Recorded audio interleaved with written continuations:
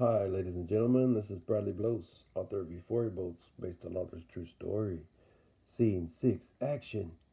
Al walks, glancing back and forth to the hypnotherapy session appointment desk and eavesdrops in an open door. From the ceiling, we view Brad, relaxed, sitting in recliner. CHT Greek. 1, 2, 3, 4, 5, eyes open, wide awake. Brad, what have you learned from this possible past that could help you with your present? Brad, even though I joined the Marines at first for the college money, I never realized that I subconsciously joined because of a lack of control in my personal life. That lack of control was not being able to control my own destiny. Actually, enjoying it was the sick part. It started back when my first girlfriend, Julie, and I went to the movies. After the movie, her ex-boyfriend, Lee Smiles, spotted us driving away and blocked us in. Julie opens her passenger door, gets out, and walks over to Lee, outside Narco Water Basin behind Edward Cinema. We focus on Brad Blues, twiddling his thumbs nervously. Brad, off screen. I've never been in a fight before. Julia Van is the right-hand woman writer of their Norco High School newspaper, the Cougar Chronicle. Julia walks home, leaving her boyfriend and her ex. We see Lee Smiles, a young man who resembles actor Patrick Swayze, aggressive, cool, and collected. Lee Smiles. I've lost everything, and it's all because of you. Brad off screen. I let my girlfriend go, and my adrenaline went with her. Lee Smiles, coincidentally reading his mind. Your girlfriend. Lee swung at Brad and missed many times because he kept dodging his punches. Lee Smiles. Brad, come on. I know you can kick my ass. Brad. Come on, Eileen. Who sings that song? While pacing back and forth along the unfenced Norco City's water basin, we see spray-painted gang signs. Matthew 5:39 stands out in particular. Brad would dodge most of Lee's punches, causing Lee as much, if not more, harm. Lee threw sand in his face like a typical kung fu movie. Brad was struck on the one cheek, turned the other and offered it to be struck. Lee Smiles. Oh heck, are we walking down the aisle, getting married or some shit? Why are we walking back and forth? Fight me. Brad. I don't want to fight. You shouldn't either. It's a spiritual war. Don't try to reign. Let the Lord take the reins. Realizing that these are some kind of ad-lib bloopers, now laughing, Lee and friends exit.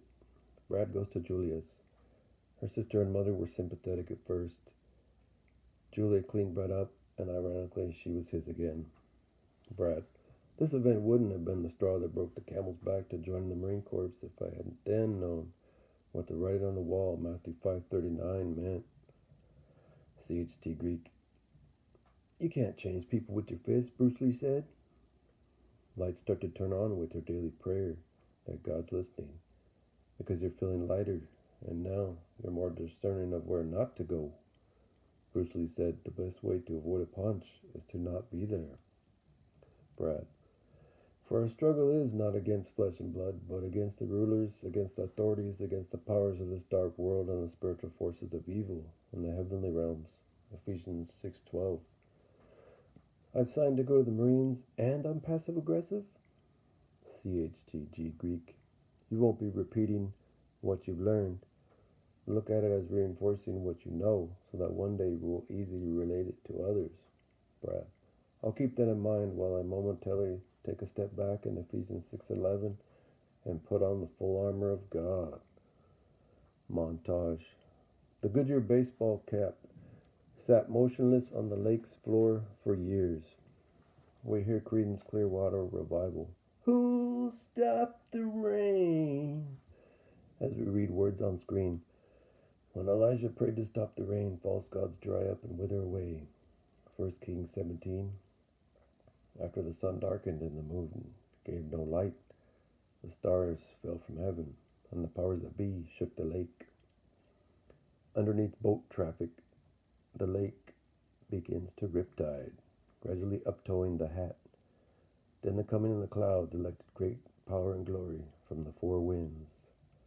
The fig tree's condition revealed that summer is near. Its branch has already become tender with leaves. Matthew 24:30-32. 1991 inside USMC Recruit Depot.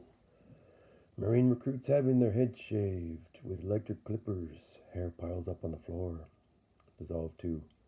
Marine recruits stand at attention in front of their bunks. Master Gunnery Sergeant Guillotine Hammer walks along the 1,000-yard stairs of recruits. Hammer. I am Master Gunnery Sergeant Guillotine Hammer, your senior drill instructor. From now on, you will speak only when spoken to, recruits. If and when you graduate, you earn the rank of private.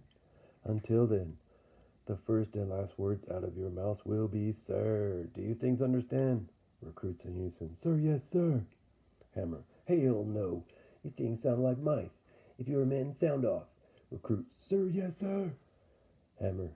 If you survive recruit training, you will be a pawn in the game, capable of becoming the inevitable knight that closes in on all enemies, foreign and domestic.